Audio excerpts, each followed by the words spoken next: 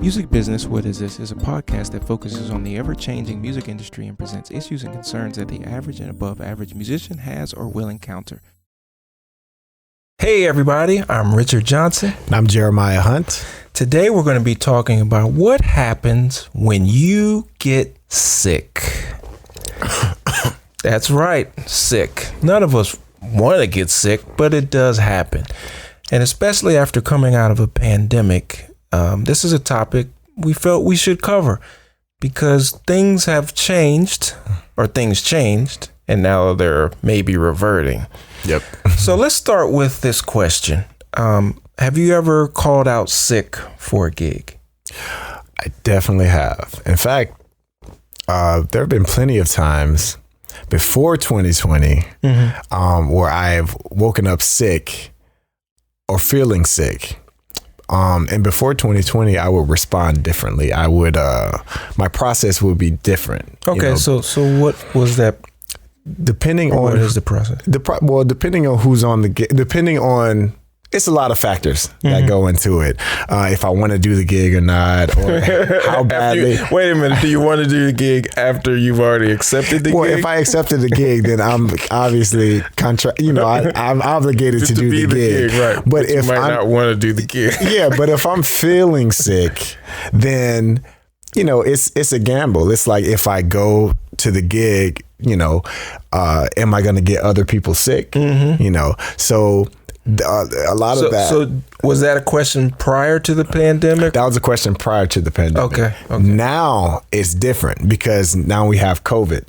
And so if I wake up feeling sick, it's like, should I even go to this? It's more of a chance that I'm not going to go to the gig because even if I'm not going to be full on sick, there's still a chance that you might have COVID. And a lot of people aren't cool with that, So you have to get tested and all this stuff, and that takes a couple of days for you to get the results back. Now they have rapid testing, but it's just different. It's different now. So for you, what constitutes being sick? Oh man. Well, the first thing I think about as a musician is like, we don't have sick days. Exactly. And that's why I asked. I mean, it's different for everybody. But yeah, it's different. Since we're contracted work, it's like, well, you don't work, you don't get paid. Right. Exactly. It's that simple. Doesn't matter if you're sick or not. Yeah. I have to be throwing up or my head has to hurt to the point where I can't even blink, without it being excruciating. And let's stop. I don't mean to interrupt you, but that's an interesting point. In this field of work, that's a general thought process for pretty much all musicians because we need to work to pay the bills. Yeah. Right? So it's like, I'm sick, but I got to make this gig. And it's unfortunate, but it's reality. Yeah. Because when I look at my other friends who don't have that same profession, they think differently. I have a friend. She blinks her eyes. She's sick. Oh, I'm calling in. I'm like, what? It's no kind of issue. And she's had a job for 30 some years. And I'm like, wow. The benefits. Yeah. So there's pros and cons, but we're talking about what happens when you get sick.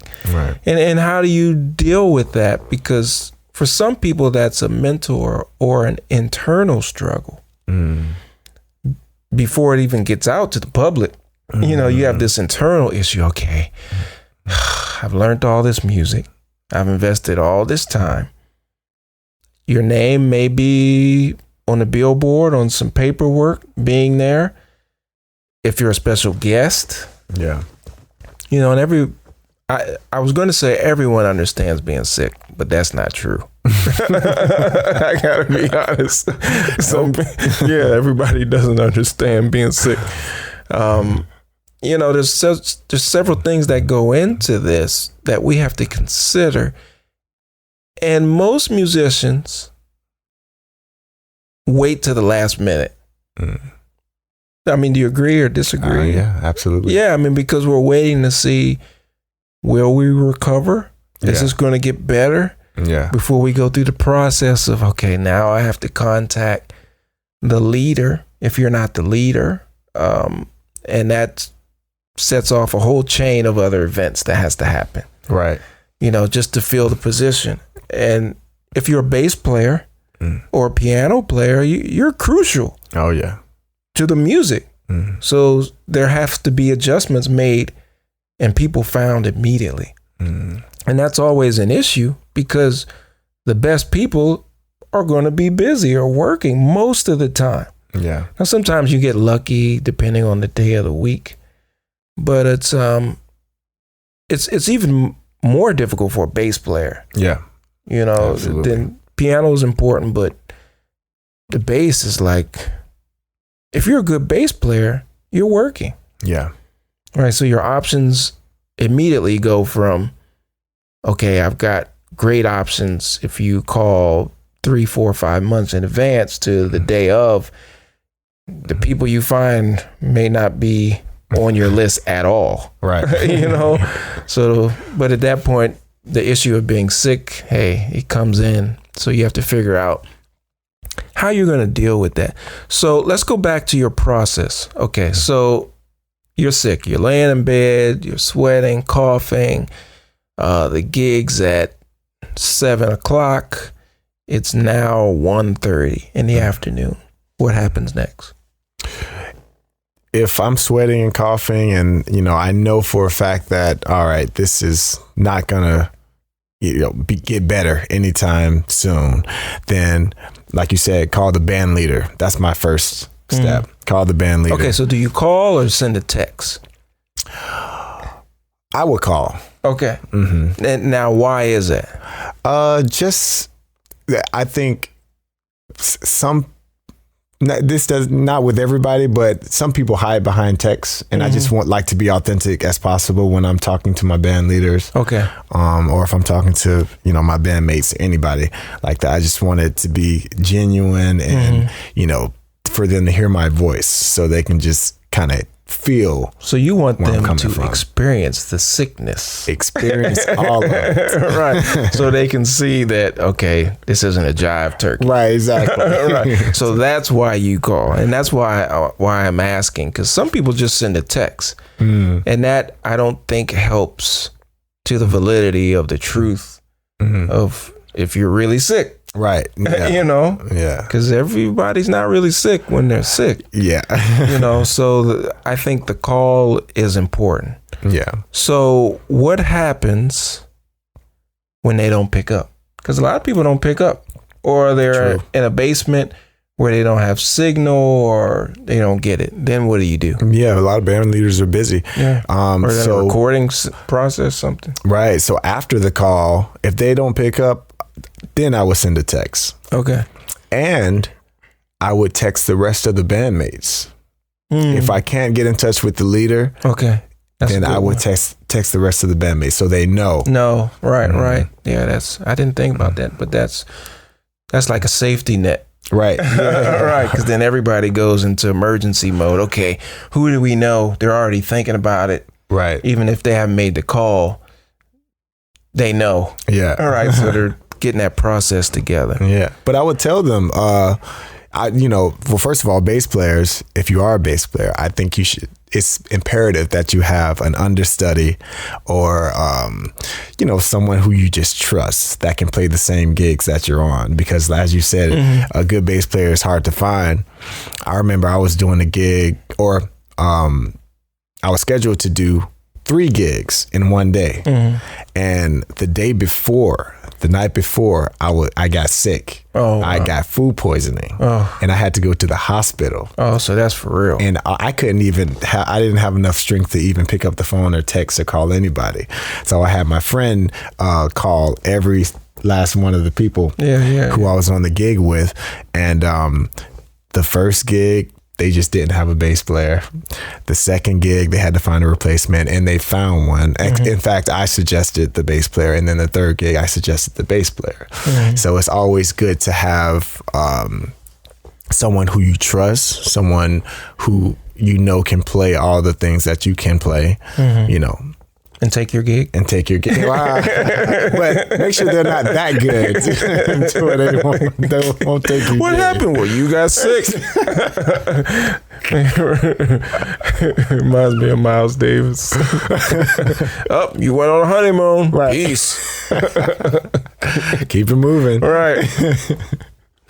Yeah, that's interesting you say that. So when you say understudy, does that mean student to you? Yeah, someone who you've taught from your experience and who sort of knows all of your isms when it comes to playing the instrument. Because my thought process is the person who hired you, they obviously like something about you and how you play.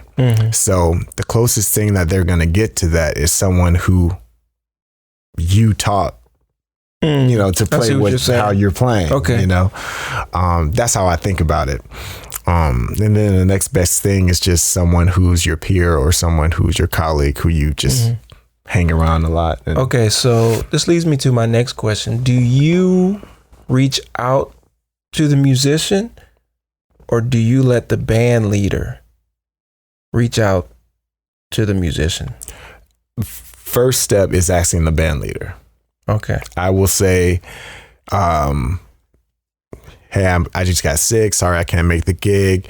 Would you like me to find a sub, or would you like to find one yourself? So you ask that. I'll ask. Yeah. Okay, because I've seen it both ways.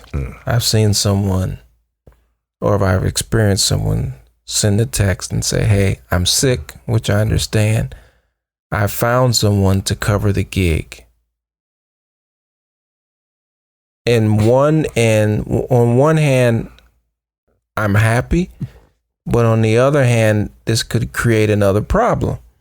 Because what if the person they found is not the person the leader wants, or they happen to know somebody else is available? Because I've had this happen.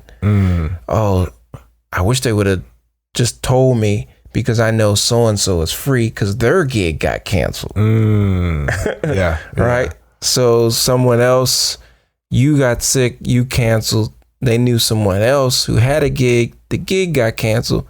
So that bass player was now free. Right. Right. So now you're like, oh. So that's why I asked, what is your procedure? Because I've seen lots of people say, hey, I can't make it. We're talking about being sick, but it could be for any reason. Right. I found a replacement and didn't give or let you participate in finding that replacement. Right. So that's why I asked, is that typical for you, or? Yeah. I've been through a lot of situations where I've double booked even. And I didn't realize until the last minute. Yeah. The day of. Bass player. Double doesn't happen with the rest of us. Bass player, this just what it is. Comes with the territory. Or I can make this gig. It's an hour away, but it says it's 300 miles. Right. And I have another gig at 5 exactly that I have to make. That's the life of a bass player. Yep. My goodness. So yeah, I will have to call the band leader and again, I first ask them, I'll tell them I do have someone readily available to take this gig, because I always do, and then say, would you like me to call this person, or would you like to find your own replacement? Do you think the pandemic has changed how people think or respond to people being sick? Absolutely. Yeah. Like now after 2020, it's just like people are very cautious. If you even mention the word sick or, sneeze more than 3 times in 1 minute. Stop. Don't. I gotta go. Hang up. Click. Are you okay? Right. Are you sure you're available for this gig? Right. I love you, but I gotta go. I don't want to get sick. Right. Exactly. Yeah. Oh, that's funny. So yeah, I think it's made people more aware I will say, having said that, even though they're more aware, there's still a lot of people are kind of like, well, how sick? They may be thinking that. Right. And then if you say certain things, it's like, okay, this isn't an option. Right. Yeah. And they may not say how sick. Mm-hmm. You know, they may say, oh, is it bad? Or how long has it been?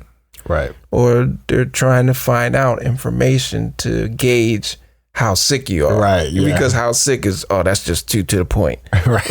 Like I'm dying. Like if someone calls you to get out of a gig, my first thought is they're sick or they don't want to do the gig. Right. But if they took the gig, they probably want to do the gig or they got a bigger gigs. But since we're talking about being sick, I mean, why would else, you know, there would have to be another reason. Right. Right. So depending on if you're an optimist or not, I'm an optimist. I'll say, okay, what are we going to do here? So we got to go to plan B. And I think that's important to have that strategy together. Yeah. For sidemen and leaders, because it's going to happen. Yeah. You know, so you have to be prepared. Like, what are you going to do? Like for me, the scariest thing is being on tour and somebody getting sick. It's one thing if you're in your hometown, right? Because you have a network of people, even if they're not on your list, that you can reach out to. Right. But if you're in the middle of Germany in some town, 3 hours away from anything, then what do you do? You know, it's a valid question. This is why it's good to have a network. Yeah, your network, and other bands who's around, you know, but the reality is sometimes it's just you guys out there. True. You know, and you may be having to take care of someone on the road, hopefully no longer than that gig. Right. But you have to have some kind of idea or plan. Because the gig's not going to stop.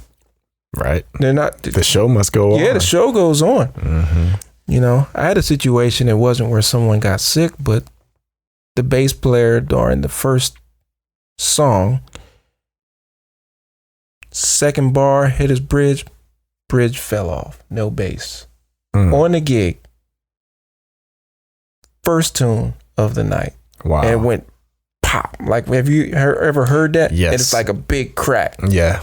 And we all heard it. We're like, this is not the drums. Yeah. And he was just like looking on stage. Yeah. We call that an exploding bass. Yeah. And it sounds like a Bugs Bunny cartoon, but literally that's what it sounds and looks like. Yeah. And he didn't make the set, so I had to play left hand bass. Oh, wow. You know, and I was thinking, okay, could have been worse. Yeah. I did it, and the people were cool about it. Nobody in the audience noticed musically. They could see there wasn't another person on the stage. And the other musicians was like, wow, you did a great job. And I was like, yeah, it was an incredible amount of work trying to do all of that. But you do what you have to do to get through it, to make it work. Yeah. Have you ever been a leader and had someone call out sick on you? Yeah, but not for a gig. I would say only for rehearsals. Okay, for rehearsal. Do you respond differently for that? Being a leader. Yeah, I think I get there's less stress if they call in for a rehearsal, and there it still needs to be some explanation, you know, of, you know, or some sort of thing that makes up for it. Like, if you can't make the rehearsal, then is there another time that you can get together? You know, okay. When you're not sick, or let me know when you get better, depending on how far away the gig is. Okay, so you're looking for some type of, I can't make this, but I'll make it up by. Exactly. Okay. Yeah. Or send me the recording. Yeah, that's what I was going to ask. A lot of cats will say, hey, record the rehearsal and send me that. Right. Yeah. Okay. Have you ever noticed when you go to the doctor and they ask, okay, what do you do? What is your profession? Usually there's a list, or they'll ask you, and you say you're a musician. They kind of look at you cross-eyed. It's like, yes. You ever notice that? Yes. I've had doctors that, I know that look. I know that look. Yeah. Doctors, they generally, now I'm used to it because you're older, you have the experience. You like, here we go again. Yeah. And, okay, I'm a musician. And nowadays they know, like if you say a musician, they kind of expect, okay, this cat doesn't have insurance. Right. It's like a whole certain, they put you in a whole nother category, and you can see it in their face, in their eyes. It's like, switch. It's funny, but it's real. Yeah. And then that's when the deals come. Well, we'll give you this deal. Right. Exactly. So yeah, it's different. It's different for musicians for sure. Yeah, I think it's funny in this country because in Europe it's not that way. In the Middle East, it's not that way. A lot of times they get excited for you. I think sometimes here in the States, they get excited, but not in a good way. It's like, oh, it's great you do what you love, but here's the insurance. Can you cover this? Right. As opposed to, oh, wow. Oh, let me know when your show is, afterwards. We're going to get you good to get the gig, to keep you going. I think it's a different mentality, but I think it's something to be aware of because it's a reaction you're going to get everywhere, but it's different. Right. According to where you're at and their view on healthcare. And certain musicians. So, just kind of keep that in mind and how you're going to deal with it. Yeah.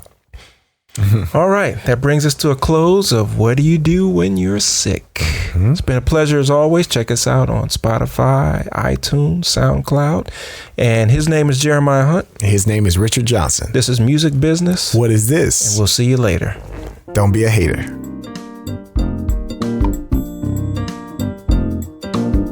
This program is partially supported by a grant from the Illinois Arts Council Agency.